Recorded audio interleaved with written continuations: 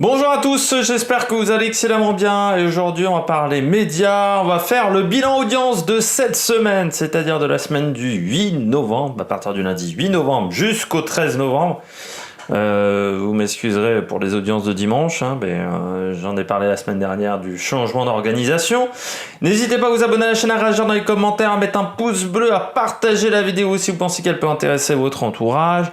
On parlera bien entendu des top flops, on fera encore le baromètre Access. J'ai oublié de faire la semaine dernière, j'avais dit que je devais mettre ça dans la portion commentaire, le bilan global, mais j'ai complètement oublié de le faire. Donc je vais essayer de le faire cette semaine, donc ça sera lundi ou mardi, le bilan global chaîne par chaîne. Il y a un tableau qui résume très très bien ça sur un site internet. Du côté du baromètre Access, on a rechangé un petit peu la manière de calculer et on prendra ce même système pour calculer à partir de maintenant. Bon, on reviendra sur tout ça un peu plus tard. On commence par le focus de cette semaine. Alors le focus, je rappelle, c'est soit une émission que je regarde, soit une actualité média que j'ai trouvé marquante. Bah là, c'est une actualité média que j'ai trouvé marquante avec la triche de Théoura dans Koh-Lanta All Star, la revanche des héros, je crois que c'est le nom, c'est le sous-titre de cette année de Koh-Lanta. Donc voilà, un Théoura qui très clairement a trouvé de la nourriture, alors grâce à une pirogue et un pêcheur, et il a aussi mangé notamment un steak frites pendant l'émission. C'est assez intéressant de revenir là-dessus. Donc voilà, il a triché dans l'émission. Il a partagé son repas, notamment avec d'autres personnes sur le camp. Alors on ne sait pas trop qui. La production le sait. Il y a des rumeurs qui disent certains noms, mais on n'est pas sûr du tout. Alors Koh-Lanta, pour cet épisode de cette semaine, avec donc l'affaire Théoura, a fait 4 516 000 téléspectateurs, 22% de part de marché, ce qui n'est toujours pas impressionnant, hein, pour une saison de Koh-Lanta est à moins de 5 millions, c'est pas excellent. Ça reste quand même fort sur les cibles, dont 37% sur les 15-24 ans, 38% sur les femmes de moins de 50 ans, 38% également sur les personnes de 25 à 49 ans, 44% sur les personnes de 15 à 34 et 44%. 44% sur les personnes de 15 à 34 ans. Affaire Théoura qui pose de nombreux problèmes dont on va parler dans ce focus. Déjà le problème de la triche dans cette émission, parce qu'en termes de triche, on voit que c'est quand même assez facile. Peut-être le problème de ne plus utiliser d'îles vraiment désertes, c'est-à-dire qu'avant dans Koh-Lanta, il se démerdait pour trouver des coins extrêmement reculés, où même s'il y avait de la population, il y avait très très peu de population, et surtout qui n'étaient pas à côté des zones de tournage. Aujourd'hui, il s'avère que sur les dernières éditions de Koh-Lanta, la population sur les îles, sur les lieux d'enregistrement, la population locale, les autochtones, comme on pourrait dire, sont beaucoup plus nombreux. Ce qui pose ce genre de problème. Il y avait déjà eu le problème sur certaines saisons où les autochtones voulaient proposer à manger aux candidats de Koh-Lanta, qui étaient obligés de refuser pendant une grande partie de l'émission. Plus il y a de personnes présentes sur le lieu de tournage, plus il y a des possibilités de triche. Mais il semblerait surtout que la triche soit due aussi à un manque de vigilance de la part de l'organisation de l'émission, parce qu'il semblerait que à la fin des conseils également, il y aurait eu de la nourriture qui aurait été prise et volée par les candidats qui auraient fait leur marché en fait à ce moment-là de l'émission. Ce qui pose de nombreux problèmes parce que, en termes d'équité, ça pose un souci. Alors déjà, entre les personnes qui ont volé et qui ont été prises et les autres, il semblerait que certaines n'aient pas été prises. Et surtout, dans l'affaire Théoura, vous avez donc Théoura qui a partagé son repas avec certains candidats. Donc toutes ces personnes-là, dont certaines sont encore en compétition, ont forcément un avantage par rapport au reste qui n'a peut-être pas participé à toute cette affaire, pas participé à cette affaire de vol. Ce qui pose déjà un problème au niveau de l'intégrité du jeu. Normalement, Koh-Lanta, alors moi je dis toujours c'est de la télé-réalité sous forme de jeu. Mais il y a quand même une base de jeu. Donc là, ça pose un petit problème du côté de cette affaire Koh-Lanta. Parce que vous avez forcément des concurrents qui sont avantagés. Le fait de ne pas avoir éliminé les concurrents ou de ne pas avoir donné un désavantage aux concurrents pour le moment aux concurrents qui ont participé à toute cette affaire, pose problème. Est-ce qu'il n'aurait pas fallu éliminer tous ceux qui avaient été pris en train de participer à cette affaire? Est-ce que c'est pas tout simplement tous les candidats en fait? Est-ce que c'est pas ça le truc? C'est que il y a tellement de candidats qui ont participé à ça que au final c'était Théoura qui prend pour tout le monde. Ça peut être également une question qu'on peut se poser, mais là j'ai un vrai problème pour moi d'égalité entre les concurrents dans ce jeu. On peut parler également de l'élimination de Théoura. C'est le seul à prendre au final. Pour tous les autres concurrents, j'ai l'impression, c'est un peu un souci parce que, comme il l'a dit, il a partagé son repas. Dans la vie de tous les jours, quand tu participes, quand tu récupères l'argent d'un vol, tu prends quand même quelque chose au tribunal. Mais pas dans la réalité de Koh-Lanta. Il semblerait que voler, c'est un problème. Ça, on est tous d'accord. Par contre, récupérer le butin d'un vol, ce n'est pas un problème. Ça donne une image particulière quand même du monde. Mais c'est de la télé-réalité, Koh-Lanta. Beaucoup de gens l'oublient. C'est de la télé-réalité sous forme de jeu, Koh-Lanta. L'objectif de ce programme, est-ce que c'est de montrer le meilleur aventurier? Non. C'est de monter des personnages, c'est de créer des histoires, c'est de créer des clashs, de la manipulation. Koh-Lanta, c'est basé sur les mêmes éléments qui ont fait les grandes heures de la télé-réalité. C'est-à-dire les rebondissements, les affaires, les drames, tout ce genre de choses. Ce n'est absolument pas les épreuves de survie. De toute manière, Koh-Lanta, quand tu regardes une émission de Koh-Lanta,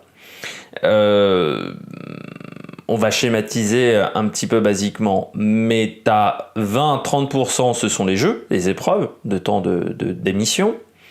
Tu as, on va dire, jusqu'à 50%, pour arriver à 50%, c'est la survie. Donc tout ce qui est survie, la pêche, ce genre de choses, comment survivre en milieu hostile, l'amélioration du camp, tout ce qui, on peut dire, est la base du jeu.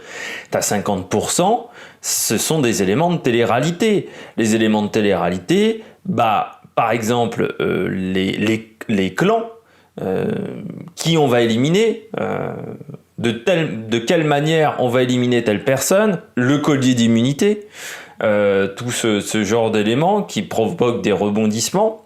Parce que je rappelle que la télé-réalité est juste un dérivé de la fiction, mais c'est un dérivé de la fiction dans les grands thèmes on va dire des médias. Et dans l'autre partie télé-réalité, ce sont bien entendu les conseils. Les conseils qui, on les fait attendre pendant 1h30, 2 heures, pour qu'à un moment, ça s'envoie des horreurs sur la gueule. Comme dans la scène des roses au Bachelor. Voilà, c'est un peu le même principe que reflète très bien La Flamme, notamment avec cette série qui parodie la télé-réalité. Le conseil, c'est juste un dérivé de ce qui se passe dans le Bachelor, ou de ce qui se passait quand on annonçait les éliminations dans Secret Story et dans la Star Academy.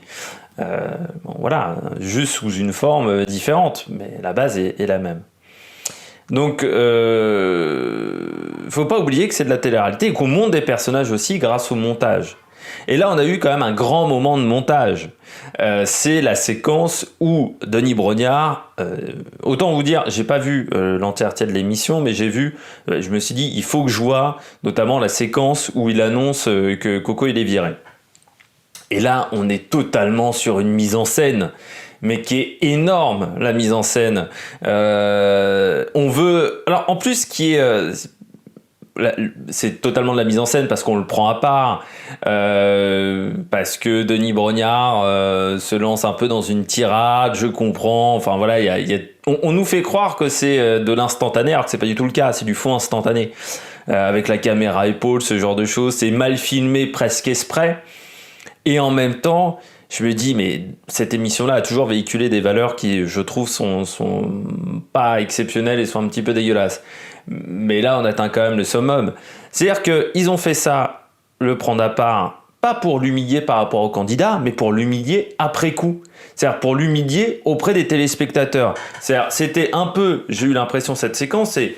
Vous voyez votre idole là? Eh ben en fait c'est une grosse merde, c'est un voleur et c'est une petite merde. Et regardez bien que c'est une petite merde ce mec là. Hein. Enfin j'avais vraiment ce sentiment là quoi quand même. Parce qu'on aurait pu, l'élimination de Théora, on aurait pu la faire d'une toute autre manière. C'est-à-dire avant une épreuve, on lui dit Théora, venez devant. Voilà, et on explique ce qu'il a fait. Et puis on le dégage, juste avant l'épreuve. En plus ça aurait relancé un petit peu le peps, tu vois. Avant, on aurait pu faire comme ça. Et là, c'est humiliation. Comme quand tu voles et qu'on te tape sur le bout des doigts, on va dire. Devant tes camarades, là, devant tes camarades de jeu, les aventuriers. Mais pas autant auprès des téléspectateurs. Là, c'était vraiment visible que la mise en scène était faite pour lui foutre la honte. Et surtout, lui foutre la honte devant les téléspectateurs. Donc c'est de la mise en scène de télé-réalité, ça a été créé, on a créé l'événement, on a créé ce moment de télévision. Et on peut se poser la question de pourquoi ils ont volé, enfin pourquoi il a volé. Est-ce que dans le jeu on n'est pas allé trop loin cette année dans l'expérience de survie? C'est une question qu'on peut se poser.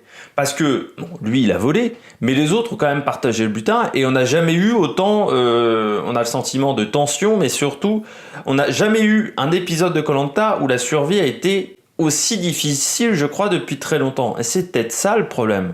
On est peut-être allé trop loin au niveau de la difficulté des épreuves, on est peut-être allé trop loin dans la privation de nourriture. Est-ce que c'est pas le jeu qui a créé presque la triche? Parce que c'était tellement dur qu'au bout d'un moment, le corps humain, voilà, quand vous êtes privé de nourriture, à un moment où il y a n'importe quoi, vous êtes tellement omnubilé par la nourriture que vous mangez. Et ce qui est quand même fort, c'est que ce sont des... Enfin, lui, il s'est fait... il a fait ça alors qu'il savait les conséquences. Il savait les conséquences derrière. Mais que ce sont quand même des aventuriers chevronnés cette année. Ce sont des All-Stars. C'est-à-dire que ce sont des mecs qui ont déjà connu cette aventure Koh-Lanta. Parfois une fois, parfois deux fois, parfois trois fois. Ils savent la difficulté, normalement, d'un Koh-Lanta classique. Et pourtant, ils n'ont pas résisté cette année à la privation de nourriture. Une question qu'on peut se poser. On peut se poser également l'intérêt de prendre des concurrents All-Star. Parce que je peux vous dire que cette affaire-là sur Twitter, elle a beaucoup plus fait réagir que le... C'est tombé le même jour que l'allocution d'Emmanuel Macron. Autant vous dire que l'allocution d'Emmanuel Macron, où il apportait pas grand-chose comme information, au final, il faut quand même le dire, n'a pas beaucoup fait réagir sur Twitter. Par contre, cette affaire-là, alors, ça a été un carton sur Twitter. Et je regardais, alors déjà, les gens étaient énormément critiques sur la manière de n'éliminer que Théoura dans cette affaire, mais surtout, les gens étaient assez critiques sur cette saison de Koh-Lanta. Alors, bon... J'en ai un peu parlé sur les audiences des dernières semaines et avant ma panne internet, avant ma pause qui n'était pas voulue de 2-3 semaines. Mais les audiences de Koh-Lanta cette année sont pas folles. Alors, moi je tenais ça au fait que ça avait changé de jour, qu'on était passé du mardi au vendredi et que c'est vrai que c'est quand même un programme qui finit tard. Donc quand vous allez au travail le lendemain, c'est sûr que c'est pas forcément évident. Mais peut-être que les audiences sont faibles parce que les gens ne voient pas l'intérêt d'avoir aujourd'hui des All-Stars. Et je voyais beaucoup de commentaires comme ça qui revenaient sur Twitter. Vous savez, je scroll très très bas dans Twitter. Et je voyais beaucoup de commentaires comme ça. Un commentaire qui était assez récurrent, c'est qui disait « On en a marre de voir toujours les mêmes têtes ». Et les gens trouvaient que, en plus, et c'est pour avoir affaire à ce genre de situation, peut-être qu'on aurait dû prendre des inconnus qui attendent parfois, depuis 2-3 éditions, de participer à Koh-Lanta. Et c'était vraiment le commentaire que je voyais qui était récurrent, et peut-être que l'intérêt même d'une saison All-Star, on peut se poser la question, est-ce que ça a un intérêt au niveau télévisuel? Parce que, quand même, on voit quand même des manipulations qui sont d'un niveau au-dessus, des concurrents qui connaissent les ficelles de Koh-Lanta, qui connaissent les ficelles de la télé-réalité et de cette émission-là en particulier, qui savent comment faire, qui savent comment créer des clashs, qui savent comment éliminer des concurrents, qui savent comment s'en sortir même en n'étant pas bon sur les épreuves. Et ça perd un petit peu de son charme au niveau du programme. C'est-à-dire qu'on retrouve... Et en plus, ce qui est compliqué aussi, avec... autre que le fait qu'on a des concurrents qui connaissent les ficelles et donc qui savent comment faire pour éliminer des concurrents et qu'on perd un petit peu de charme, on va dire, dans l'intérieur du programme, mais surtout on ne voit pas des nouvelles têtes, des nouveaux personnages et on perd peut-être un côté un petit peu instantané, peut-être un peu moins calculé. Le deuxième problème, c'est qu'on a beaucoup de personnages dans Koh-Lanta qui sont déjà construits. Le personnage de Claude, le personnage de Théoura, le personnage de Clémence. C'est un peu comme en catch, quand tu veux passer de gentil à méchant ou de méchant à gentil. C'est très compliqué et parfois c'est quasiment impossible pour certains catcheurs de passer d'un personnage à l'autre. Là, j'ai un peu le sentiment que c'est le même problème. Ils se retrouvent avec beaucoup de personnages gentils, contrairement à Koh-Lanta traditionnel où dans le montage on se démerde pour avoir à la fois des méchants et des gentils. Là, ils ont tellement peu de méchants, on va dire, de personnages un peu moins sympathiques auprès des téléspectateurs, qu'ils sont obligés de les rendre très méchants au montage. Notamment Kumba, qui est peut-être la méchante de cette saison.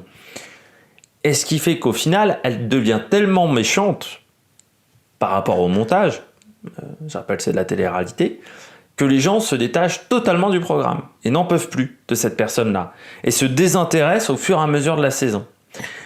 Donc, est-ce qu'il y a un intérêt à avoir une saison All-Star? C'est un peu pareil avec The Voice, hein. The Voice All-Star, bon, c'est sympa, mais quand même dans le concept même de The Voice, en fait, on a fait une émission de télé-réalité, mais vous avez été bon, mais après, vous n'avez pas réussi à être bon pour sortir des albums, donc on vous reprend dans The Voice, mais on vous aidera pas plus. Donc vous resterez toujours au niveau néant, au niveau carrière.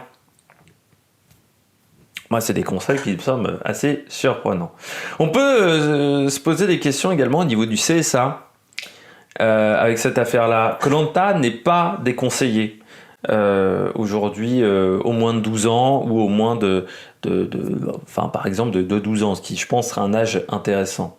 Je rappelle que Koh-Lanta est très suivi par les enfants, entre 4 et 14 ans. Je vous dis à chaque fois que je parle de Koh-Lanta, c'est un chiffre qui me choque, c'est de voir qu'il y a à peu près 50% des 4-14 ans niveau médiamétrie qui regardent Koh-Lanta. Tout simplement parce que l'horaire de diffusion, le vendredi soir, quand tu as 4 ou 14 ans, souvent tu regardes la télé avec tes parents, il n'y a pas école le lendemain, donc tu regardes les programmes que regardent tes parents et donc Koh-Lanta, si tes parents regardent Koh-Lanta. Pareil le mardi soir, vu que désormais on a l'école à 4 jours, l'école primaire, forcément le mercredi, il y a peu d'enfants maintenant à l'école primaire qui ont école. Donc forcément le mardi soir, les enfants regardent les programmes également avec leurs parents. Il faut savoir qu'à mon époque, il y avait déjà l'école. Moi, j'ai déjà été scolarisé 4 jours sur la semaine, parce que à ma génération à moi, vous aviez le droit à plusieurs statuts. C'est-à-dire que soit vous aviez des vacances qui se finissaient plus tôt en août. Donc moi, j'ai toujours repris fin août. Moi, j'avais pas 2 mois de vacances d'été. Par contre, j'avais quasiment pas d'école le mercredi. On rattrapait juste certaines journées le mercredi. Et moi, je les rattrapais pas parce que j'étais un enfant rebelle. Mais on reprenait, on reprenait vers le 20 août. Alors qu'il y a des enfants qui apprenaient 2 semaines après. Par contre, ils devaient bosser le mercredi matin. Voilà. Moi, j'ai fini également mes programmes en avance. Donc, comme quoi, travailler 4 jours, ça pose pas de problème non plus. Mais ça, c'est un autre débat. Mais du côté du CSA, on pourrait se poser la question de est-ce qu'il faudrait pas déconseiller le programme aux moins de 12 ans? Ce qui serait obligatoirement un problème au niveau des horaires de diffusion parce qu'ils ne pourraient pas le diffuser le mardi et le vendredi soir. On pourrait se poser la question parce que, je rappelle, c'est déconseillé, c'est pas interdit. Et on peut se dire quand même que les valeurs que véhicule Koh-Lanta, je ne suis pas sûr que ça soit des valeurs qui soient très intéressantes pour les enfants. Et donc, on pourrait peut-être déconseiller ce programme aux moins de 10 ans? Je pense que c'est un débat qu'on pourrait lancer du côté du CSA. Bon, je vais arrêter avec le focus de la semaine parce qu'on est déjà à 20 minutes. On peut quand même se poser des questions sur les audiences la semaine prochaine pour le programme. Je pense que normalement cette affaire-là devrait booster les audiences la semaine prochaine et peut-être booster les audiences de la finale de Koh-Lanta. Bon, on verra ça dans les semaines à venir. On passe aux audiences assez rapidement parce qu'il n'y a pas eu énormément de... Enfin, au niveau des tops, il n'y a pas eu de choses incroyables. Donc, du côté des tops, mardi, France 3, la nouvelle série, c'était Sophie Cross, 3 842 000 téléspectateurs, 17,6% de part de marché. Alors, vous allez me dire, oui, c'est une bonne audience, mais c'est pas non plus incroyable. Sauf qu'il y avait quand même un petit peu de concurrence pour France 3. Et puis, c'est une nouvelle série, et c'est une série qui est assez différente de ce que propose d'habitude France 3. Avec un personnage qui a pas mal de soucis, on va dire, voilà, qui a perdu un enfant, qui est devenu ensuite enquêteur. Donc voilà, il y a toute une histoire derrière. C'est assez différent de Capitaine Marlowe, qui était typiquement la série que proposait habituellement France 3. C'est-à-dire, on s'intéressait énormément aux affaires criminelles, pas vraiment aux personnages derrière, et on s'intéressait pas non plus à faire un personnage qui avait des fêlures. Et là, on a un personnage qui avait des fêlures. Donc, on va voir ce que ça a donné dans les semaines à venir. Mais c'est assez intéressant de voir que France 3 tente des nouvelles choses. On tente plus de nouvelles choses, je trouve, sur France 3 que sur France 2. Et puis, sur France 2, quand on tente des nouvelles choses, souvent, c'est pas exceptionnel. Jeudi, TF1, Munch, c'était le saison final. 5 186 000 téléspectateurs, 23,8% de part de marché, pardon. Ça a plutôt fait un score intéressant. Ça a été, la Munch a fait aux alentours de 5 millions 2 pendant toute les soirées de diffusion. Donc voilà, ça s'est plutôt bien passé pour la série avec Isabelle Nanty, même si ça serait bien un petit peu de renouveler, de retravailler peut-être certaines choses, parce qu'on voit quand même des audiences qui sont un peu moins fortes que lors de la première saison, et ça serait bien peut-être de pas attendre que les audiences soient tout en bas pour soit annuler la série ou soit tenter des nouvelles choses. Jeudi également C8, Laura Lone avec son spectacle Le Diable est une gentille petite fille, 785 000 téléspectateurs, 3,8% de part de marché. Laura Lone, pour ceux qui la connaissent pas, c'est un humour assez noir, assez puissant, on va dire. Hein, c'est pas Kev Adams. Laura Lone qui est produite par Jérémy Ferrari, c'est Dark Smile Productions, qui a remporté également La France a un incroyable talent il y a quelques années, donc il s'est quand même fait une petite réputation, voilà. Et c'est un spectacle qui était inédit, le 11 novembre donc, avec peut-être pas mal d'adultes qui avaient fait le pont, qui voulaient donc de jeunes actifs et qui voulaient donc regarder ce spectacle.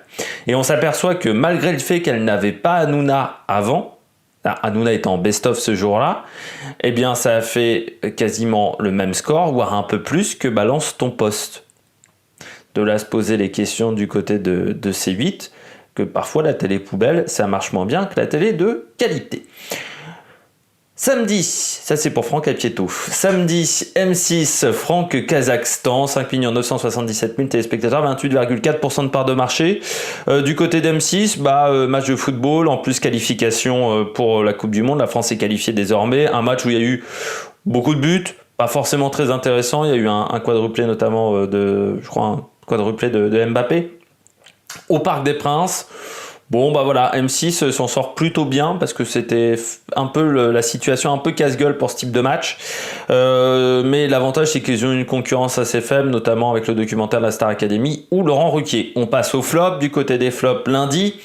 La dernière partie téléfilm avec Franck Dubosc, notamment Guy Marchand, Macha Merrill. 3 624 000 téléspectateurs, 15,9% de part de marché. C'est pas un très gros score. Un peu comme Il et Elle, un peu comme Germinal, un peu comme un autre téléfilm dont on va parler juste derrière. Tiens, on peut le dire tout de suite. Le bruit des trousseaux également lundi sur France 2, qui n'a fait qu'1 729 000 téléspectateurs, 7,9% de part de marché. C'était basé sur une histoire vraie du réalisateur Philippe Claudel en prison, qui fait donc prof de français en prison. deux fictions plutôt bien réalisées, plutôt bien travaillées, avec notamment la fiction de TF1, on avait un gros casting. Pour tout vous dire, mes parents l'ont vu et m'ont dit que c'était très bien joué et très bien fait, et pourtant plutôt des parents qui sont assez critiques sur la télévision. Mais je pense que le souci, c'est la programmation en novembre de ces téléfilms-là, qui sont sur des sujets qui sont quand même difficiles. Il et elle, c'est la transidentité. La dernière partie, c'est sur la fin de vie, l'accompagnement au niveau de la fin de vie. Le bruit des trousseaux, c'est également sur la prison. Est-ce que c'est le bon moment pour programmer ce genre de série quand on est au mois de novembre, qui est un petit peu le mois de la déprime? Je suis pas sûr. Et c'est peut-être ce qui a fait que les audiences soient pas exceptionnelles. Mardi, M6, Mauvaise Herbe, avec Kairon, Catherine Deneuve, André Dussolier, 1 891 000 téléspectateurs. 8,9% de part de marché. Pourtant, un téléfilm où M6 a fait la promotion. Pourtant, un téléfilm qui a plutôt des bonnes critiques. C'était le premier film de Kairon en tant que réalisateur, qui parle un petit peu de son histoire, avec quand même un gros casting, parce que Catherine Deneuve a André Dussolier. 8,9% de part de marché. Coproduit par M6 également. Mauvaise Herbe, tout simplement l'effet Brutus versus César. Le problème d'un réalisateur ou d'un acteur qui fait un très mauvais film, c'est pareil avec Kev Adams qui a fait Gangsterdam. Kev Adams, aujourd'hui, on ne le voyait plus au cinéma. C'est l'effet Gangsterdam. Et ben là, c'est l'effet Brutus versus César, qui a quand même eu, j'ai regardé la note sur Allociné, qui est quand même assez dingue, 1,1 sur 5 sur Allociné. Bon, après, le film est très mauvais, mais si vous regardez des extraits de ce film, c'est vraiment une horreur. C'est du niveau du baltringue avec Vincent Lagaffe.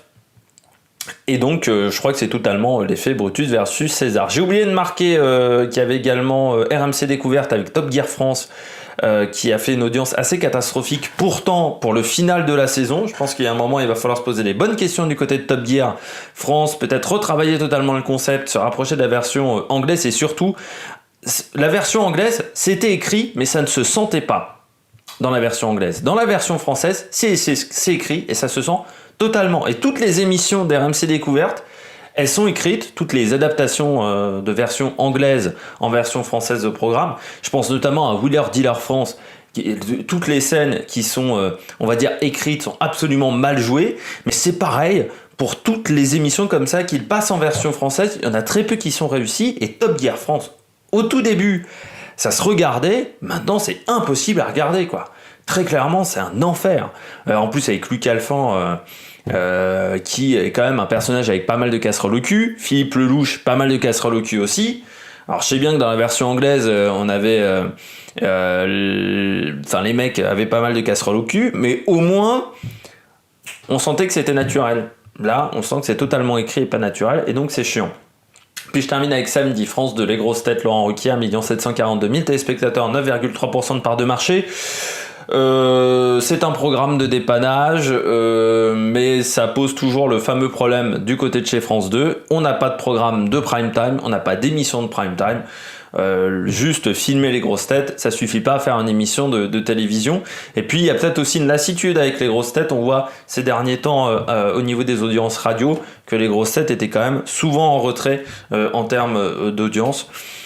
Peut-être que les gens en ont marre, soit de Laurent Ruquier, ou soit de l'émission en elle-même. Je crois que c'est un mélange des deux. Puis surtout que les grosses têtes, faut aimer un petit peu l'humour grivois et l'humour un petit peu bas du front.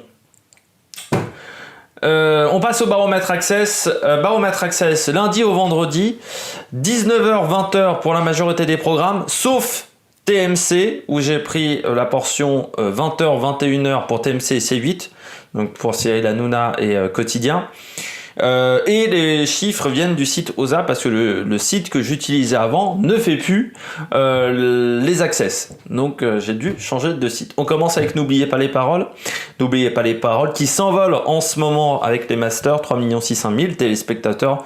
Comme souvent, les masters, ça intéresse les gens. Comme quoi, je posais la question avec Koh-Lanta, est-ce qu'il y a un intérêt de voir des All-Stars ? C'est un peu le principe quand même des masters de N'oubliez pas les paroles, et ça intéresse quand même pas mal des gens. Demain nous appartient, 3 200 000 téléspectateurs stables, mais écart important quand même avec N'oubliez pas les paroles. Objectif Top Chef en hausse, 1 800 000 téléspectateurs, c'est plutôt pas mal même hein, pour l'émission de Philippe Etchebest qui commence à remonter, parce qu'il y a un moment ils étaient quand même tombés un petit peu bas. Donc là, ça remonte pas mal. Je rappelle le programme qui permet de trouver un candidat pour ensuite l'emmener dans l'équipe de Philippe Etchebest pour Top Chef. Puis je rappelle, c'est un programme surtout qui amène vers la meilleure boulangerie de France. La bataille des couples, 229 000 téléspectateurs à 314 000. Légère hausse cette semaine. Émission de télé-réalité de TFX. Et du côté de C'est à vous, sur la première partie de C'est à vous, 1 300 000 téléspectateurs stables, mais plutôt en forme pour l'émission de France 5. On passe maintenant au programme que j'ai analysé entre 20h et 21h. Eh bien, quotidien en baisse, 1 450 000 téléspectateurs. Ils ont du mal quand même cette année quotidien. Alors je pense qu'il y a aussi une lassitude des gens, notamment pour Éric Zemmour. C'est vrai qu'il parle quand même assez souvent d'Éric Zemmour. Pour l'actualité en général, je pense qu'il y a une lassitude des gens également qui n'ont plus confiance envers les journalistes. Donc quotidien se le prend un petit peu dans la tête. Et puis surtout la campagne présidentielle, on a déjà une lassitude des gens sur cette campagne présidentielle, une lassitude je pense également d'un public au niveau des propos de parler tout le temps d'Éric Zemmour, de rabâcher tout le temps Éric Zemmour. Ça a des conséquences au niveau des audiences. Du côté de TPMP, aux alentours de 1 420 000 téléspectateurs, donc c'est assez proche de quotidien. J'ai pris que de lundi à mercredi pour TPMP parce que vendredi et jeudi c'était best-of, donc forcément ça fausse énormément les chiffres. On peut aussi noter que quotidien, c'est peut-être l'effet mois de novembre, c'est-à-dire l'effet mois de novembre, on a envie de se divertir parce que c'est un petit peu le mois de la déprime. Et puis je termine avec les Marseillais versus le reste du monde, entre 504 000 et 784 000 téléspectateurs. Audience stable pour l'émission de télé-réalité de W9. J'espère que vous avez aimé cette vidéo. Donc je rappelle qu'on fera le bilan global, ça sera dans l'onglet communauté, ça sera soit lundi soir, soit mardi. D'ici là, n'hésitez pas à vous abonner à la chaîne, à réagir dans les commentaires, à mettre un pouce bleu. Et puis nous, on se retrouve pour de nouvelles aventures sur l'Amérique Production. Ciao, ciao!